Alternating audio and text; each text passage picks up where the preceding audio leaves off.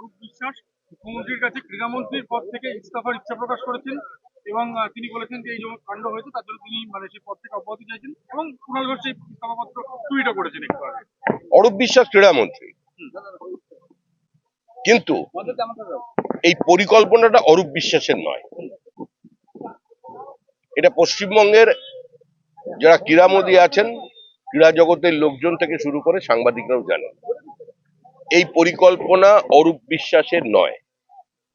জীবন্ত কিংবদন্তি Leonard Messi কলকাতায় এসেছেন, যুব ভারতী ক্রীড়াঙ্গনে এসেছেন, ক্রীড়ামন্ত্রী হিসেবে অরূপ বিশ্বাস উপস্থিত ছিলেন, তার সঙ্গে তো তার কিছু অনুগামীও ছিল, কিন্তু একা অরূপ বিশ্বাস তার জন্য মধ্যস্থতা এত বড় আয়োজন, এটা কোনো উন্মাদেও পশ্চিমবঙ্গে বিশ্বাস করবে না। এটা একটা সামগ্রিক প্রাতিষ্ঠানিক দুর্নীতি, লুট হয়েছে, মানুষের টাকা, মানুষের আবেগকে কাজে লাগিয়ে তাদের থেকে টাকা নেওয়া হয়েছে, 200 টাকা 300 টাকা করে জল খাওয়ানো হয়েছে, 100 টাকায় চিপস খাওয়ানো হয়েছে। তারা যাকে দেখতে এসেছিলেন তার বদলে অন্য কাউকে দেখে তারা বাড়ি চলে গেছেন। এখন অরূপ বিশ্বাসের পদত্যাগের মধ্যে দিয়ে আজকে মানুষের এই জনরোষকে প্রশমিত করা যাবে না, আসল গল্পকে অন্যদিকে ঘোরানো যাবে না। অরূপ এইভাবে মাছ, শাক দিয়ে মাছ ঢাকতে চাইছেন, যদি ঢেকেও ফেলেন, শাকটাকে ঢাকবেন কি দিয়ে? বলছি এই যে প্রাতিষ্ঠানিক দুর্নীতির অভিযোগ আপনি করছেন, এটা কি অরূপ বিশ্বাসকে তার মানে স্কেপগোট করা হচ্ছে সেই দুর্নীতি ঢাকতে? এগুলো তৃণমূলের দুর্বল চিত্রনাট্য। অরূপ বিশ্বাসের ক্ষমতা আছে অনুমোদন ছাড়া, অনুপ্রেরণা ছাড়া, আশীর্বাদ ছাড়া, অনুমতি ছাড়া কলকাতায় একটা মাঠে ছোট একটা ফুটবল ম্যাচের আয়োজন করার। অরূপ বিশ্বাস পদত্যাগপত্র চাইলে তো হবে না। অরূপ বিশ্বাস ক্রীড়ামন্ত্রী, অরূপ বিশ্বাস সেদিন উপস্থিত ছিলেন। পৃথিবী বিখ্যাত জীবন্ত কিংবদন্তি ফুটবলার লিওনার্ড মেসি কলকাতায় এসেছেন, ক্রীড়ামন্ত্রী প্রোটোকল রাখতে তিনি ওখানে গেছেন, কিন্তু আর কারা ছিলেন? প্রশ্ন সেখানে। একা অরূপ বিশ্বাসের পক্ষে বা একা ওই যে আয়োজক তার পক্ষে কোনোদিন যুব ভারতীতে এত বড় ফাংশন করা সম্ভব ছিল না। সুতরাং যেটা হয়েছে সেটা একটা প্রাতিষ্ঠানিক লুটের পরিকল্পনা। যেটা হয়েছে সমস্ত তৃণমূল কংগ্রেসের ইনভলভমেন্টে হয়েছে। অরূপ বিশ্বাস পদত্যাগের ইচ্ছা প্রকাশ করছেন বা পদত্যাগপত্র দিয়ে মানে শাক দিয়ে মাছ ঢাকার চেষ্টা।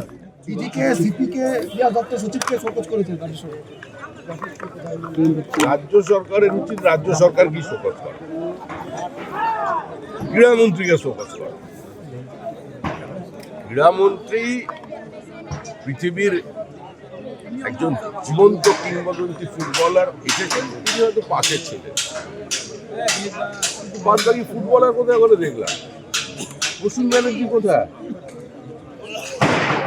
হাওড়ার তৃণমূলের সাংসদ হলেও তিনি তো একজন ভারত বিখ্যাত ফুটবলার, দেশের ক্যাপ্টেন ছিলেন, তাকে ডাকেনি। কোথায় সুব্রত ভট্টাচার্য, কোথায় মনোরঞ্জন ভট্টাচার্য, কোথায় প্রসূন ব্যানার্জি, কোথায় মিহির বোস? আরে ফুটবলার আছে, কোথায় শিশি?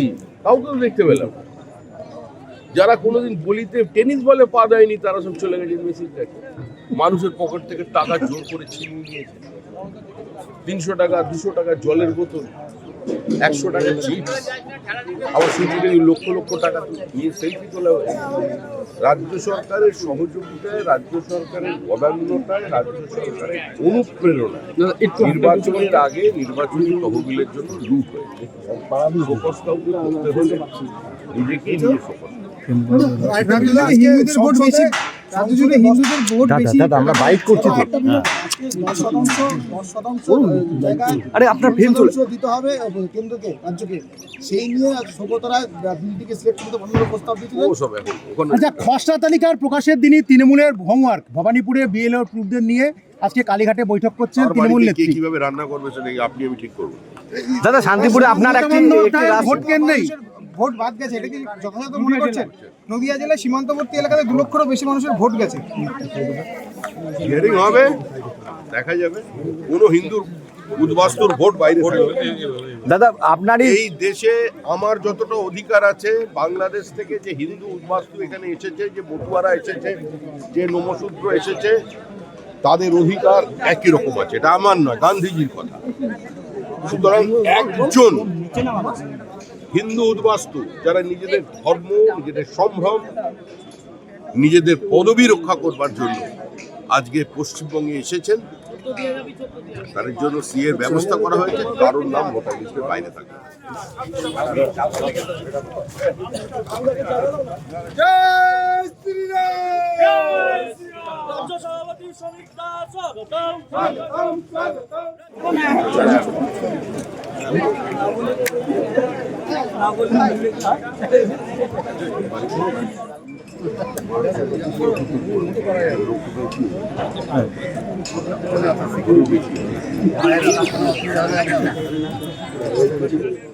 আমাদের ভিডিও ভালো লাগলে লাইক এবং শেয়ার করুন।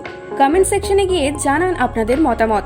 আরও ভিডিও পেতে আমাদের চ্যানেল সাবস্ক্রাইব করুন এবং প্রতি মুহূর্তে খবরের আপডেট পেতে প্রেস করুন বেল আইকন।